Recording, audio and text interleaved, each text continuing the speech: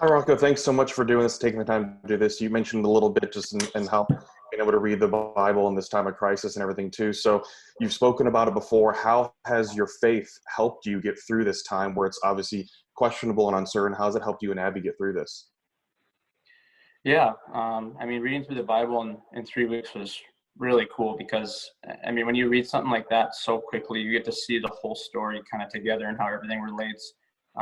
When you read it, a chapter a day or a few chapters a day, you only see a piece of the story, but it was really cool to kind of see the whole thing unfold. I've never done it that fast. The fastest I've done is like 3 months. So this was like way, way quicker than that. And it was hard, but it was good. But honestly, like, for me, this time isn't as difficult as it is for other people. Like, there's people out there that are, losing their lives. There's people that are losing their jobs. People that are wondering if they're going to be able to pay their house, the house rent. And like, honestly, I don't have any of those concerns, which is great. I'm grateful that I don't.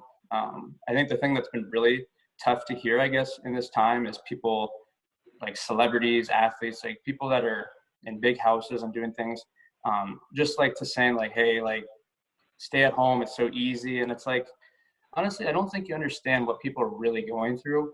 And that's why I've tried not really to say anything on this topic. I haven't said like, come on guys, stay home, it's so easy. Because honestly, if I was in my situation last year and I was in that small hotel, that'd be extremely tough to go through the situation. But honestly, like, we're blessed. Like, we have a small townhouse, but it's got 3 rooms. It's got enough for us to do. We have the little gym downstairs now that used to be Abby's music room, and I've kind of taken it over.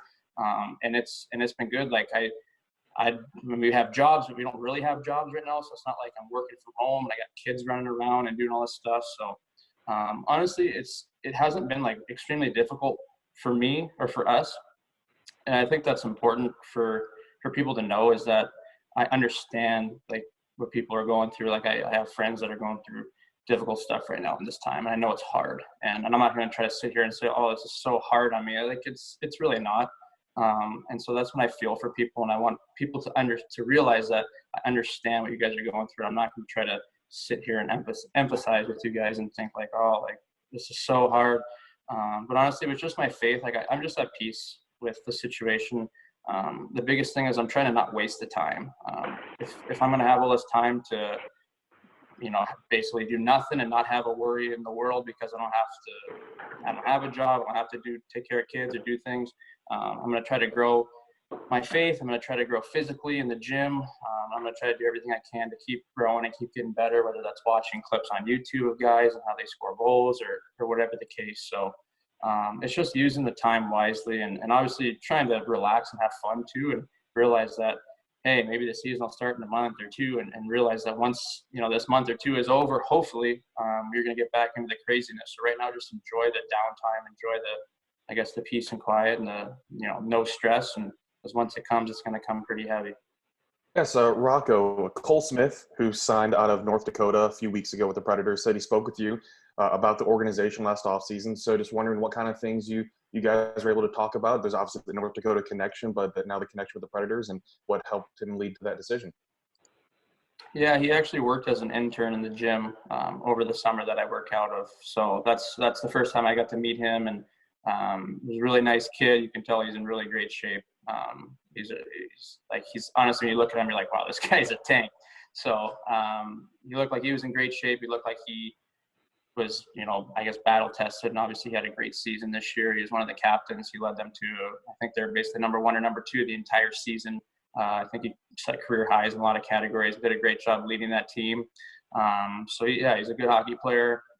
You can tell, like I said, he's fit. So obviously it means he takes care of his body. He does the right things off the ice.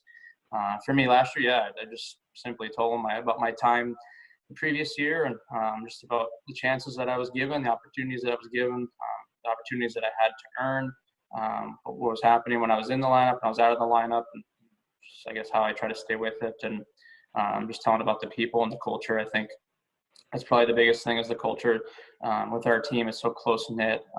Not just the players, but within the coaching staff and even the media. Like, it's really cool, the type of family structure and atmosphere is in Nashville, and it's great. And obviously the city of Nashville and the fans have embraced me and my family, and it's been a couple of great years, and we're looking forward to 2 more.